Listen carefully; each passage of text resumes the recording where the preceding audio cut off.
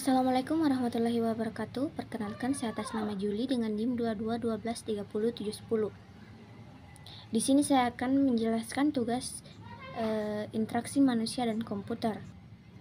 Baik, langsung saja. Yang pertama itu, apa itu interaksi manusia dan komputer dan mengapa penting dalam teknologi modern?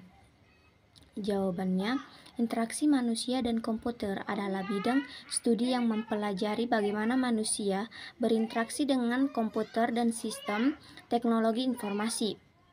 Fokus utama HCI adalah merancang antarmuka pengguna yang efektif, efisien, dan mudah digunakan sehingga pengalaman pengguna saat berinteraksi dengan teknologi menjadi optimal. Bidang ini mencakup berbagai disiplin ilmu termasuk ilmu komputer, psikologi, desain, sosial, dan ergonomi. Tujuan utama HCI adalah untuk meningkatkan keunggulan dan aksesibilitas sistem komputer, memastikan bahwa teknologi tersebut memenuhi kebutuhan dan preferensi pengguna.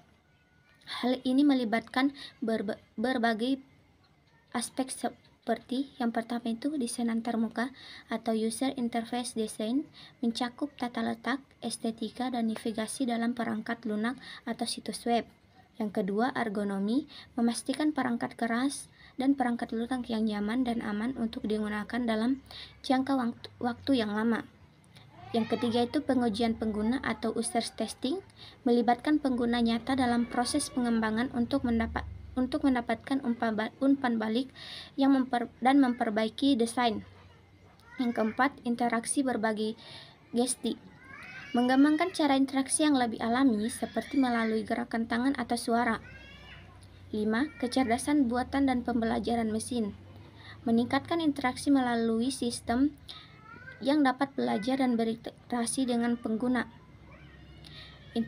Interaksi manusia dan komputer atau HCI sangat penting dalam teknologi modern karena beberapa alasan utama. Yang pertama itu peningkatan kegunaan dan aksesibilitas. HCI memastikan bahwa teknologi mudah digunakan dan diakses oleh berbagai kelompok pengguna, termasuk mereka dengan keterbatasan fisik atau teknis. Ini mencakup desain antarmuka intuitif dan responsif yang memungkinkan pengguna untuk memahami dan mengoperasikan perangkat atau aplikasi tanpa kesulitan. Kedua, pengalaman pengguna yang lebih baik. Dengan fokus pada HCI, pengembangan dapat menciptakan produk yang memberikan pengalaman pengguna yang lebih baik, meningkatkan keputusan dan loyalitas pelanggan.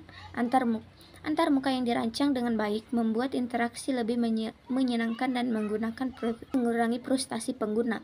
Yang ketiga, efisiensi dan produktivitas. Sistem yang dirancang dengan prinsip HCI dapat membuat pengguna menyelesaikan tugas lebih cepat dan lebih sedikit kesalahan. Ini sangat penting dalam lingkungan kerja di mana efisiensi dan produktivitas sangat dihargai. Keempat, keamanan dan kesehatan. Desain ergonomis dalam HCI membantu mencegah cedera fisik yang mungkin terjadi akibat penggunaan perangkat dalam jangka yang lama, seperti sindrom carpal tunnel. Selain itu, antarmuka yang intuitif dapat mengurangi kesalahan yang dapat berpotensi berbahaya, terutama dalam sistem kritis seperti medis atau industri. Yang kelima, adopsi teknologi baru. Teknologi baru seringkali menakutkan atau membingungkan bagi pengguna. Desain HCI yang baik dapat mempermudah transisi ke teknologi baru, meningkatkan adopsi dan penerimaan oleh pengguna. Yang keenam, inovasi dan persaingan dalam pasar teknologi yang kompetitif.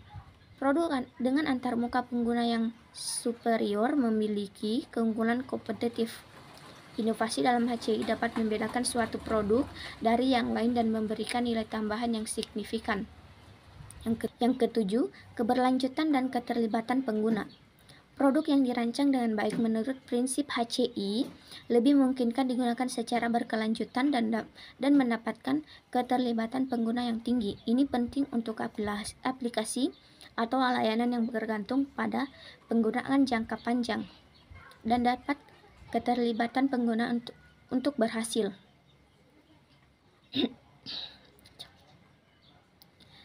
Soal yang kedua yaitu jelaskan peran kegunaan usability dalam HCI. Kegunaan usability memainkan peran yang sangat penting dalam interaksi manusia dan komputer atau HCI. Kegunaan mencakup pada seberapa mudah dan efisien suatu sistem atau perangkat oleh pengguna untuk mencapai tujuan tertentu. Dalam konteks HCI, kegunaan melibatkan beberapa aspek kunci. Yang pertama itu kemudahan pembelajaran atau learnability. Pengguna harus dapat mempelajari cara menggunakan sistem dengan cara cepat dan tanpa kesulitan yang signifikan. Ini terutama penting bagi pengguna baru yang belum familiar dengan sistem. Yang kedua, efisiensi. Setelah pengguna mempelajari sistem, mereka harus dapat menyelesaikan tugas dengan cepat. Dengan sedikit usaha, efisiensi mencakup pengurangan langkah-langkah yang tidak perlu dan mengoptimalkan proses untuk meningkatkan produktivitas. Selanjutnya, yang ketiga itu mengingatkan kembali. Sistem harus dirancang sedemikian rupa sehingga pengguna yang telah menggunakan sistem dan kemudian berhenti menggunakan untuk sementara waktu dapat kembali menggunakannya tanpa harus mempelajari ulang secara signifikan. Selanjutnya, peran kegunaan dalam HCI. Yang pertama itu meningkatkan pengalaman pengguna. Kegunaan yang baik memastikan bahwa pengguna memiliki pengalaman yang positif dan memuaskan saat berinteraksi dengan sistem. Ini mengurangi frustasi dan meningkatkan kenyamanan yang berkontribusi pada tingkat adopsi dan loyalitas yang lebih tinggi. 2. Meningkatkan produktivitas. Sistem yang usable memungkinkan pengguna untuk menyelesaikan tugas dengan lebih cepat dan efisien, yang pada gilirannya meningkatkan produktivitas terutama dalam lingkungan kerja. Soal nomor 3, jelaskan konsep desain berpusat pada pengguna dalam HCI. Desain berpusat pada pengguna adalah pendekatan dalam pengembangan sistem dan produk teknologi yang menempatkan kebutuhan, keinginan, dan keterbatasan pengguna sebagai fokus utama. Konsep ini bertujuan untuk menciptakan produk yang benar-benar relevan dan bermanfaat bagi pengguna akhir.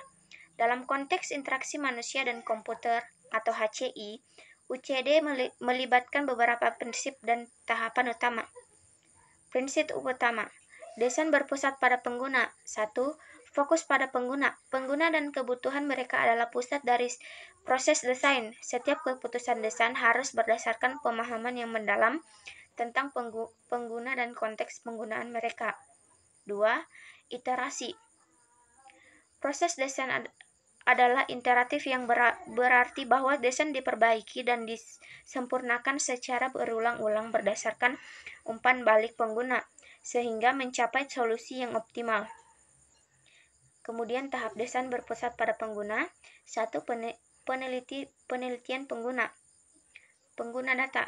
Melakukan wawancara, survei, observasi, dan studi lapangan untuk memahami kebutuhan, perilaku, dan konteks pengguna. 2. Persona dan skenario. Membangun persona dan skenario pengguna untuk mewakili berbagai tipe pengguna dan situasi yang mereka alami. Selanjutnya, perancangan konseptual. Pertama, pemetaan kebutuhan. Mengidentifikasi kebutuhan dan tujuan pengguna yang paling kritis. 2. Ideasi, menghasilkan ide-ide desain yang dapat memahami kebutuhan pengguna. Selanjutnya, prototyping.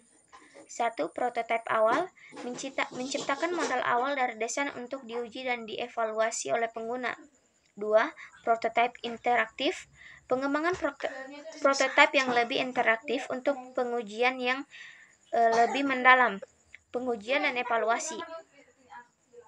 Pertama, pengujian usability. Menggunakan metode seperti pengujian A/B, tes kegunaan, dan evaluasi heuristik untuk mengumpulkan umpan balik dari pengguna nyata. 2. Analisis umpan balik, menganalisis data pengujian untuk menentukan masalah dan era yang perlu diperbaiki. Selanjutnya, literasi dan perbaikan. Perbaikan berkelanjutan, menggunakan hasil dari pengujian untuk memperbaiki dan menyempurnakan desain. Proses ini diulang beberapa kali hingga produk akhir. memenuhi standar kegunaan yang diinginkan. Manfaat desain berpusat pada penggunaan. 1. Meningkatkan kepuasan pengguna. Produk yang dirancang dengan fokus pada pengguna lebih cenderung memuaskan dan mudah digunakan. 2. Mengurangi kesalahan. Desain yang intuitif mengurangi kesalahan pengguna, yang sangat penting dalam konteks kritis seperti media atau industri. 4. Apa peran umpan balik Soal keempat, apa peran umpan balik dalam interaksi manusia dan komputer? Umpan balik memainkan peran yang sangat penting dalam interaksi manusia dan komputer atau HCI. Umpan balik adalah informasi yang diberikan oleh sistem kepada pengguna tentang tindakan yang telah dilakukan, status sistem, atau hasil dari suatu operasi. Berikut adalah beberapa peran utama dalam umpan balik dalam HCI. Yang pertama, konfirmasi tindakan. Umpan balik membantu mengonfirmasi bahwa tindakan pengguna telah diterima dan diproses oleh sistem. Misalnya, ketika pengguna menekan tombol kirim pada email, umpan balik berupa pesan email telah dikirim, memastikan bahwa tindakan tersebut berhasil. 2. Pencegahan kesalahan. Dengan memberikan umpan balik yang tepat waktu, sistem dapat mencegah pengguna membuat kesalahan.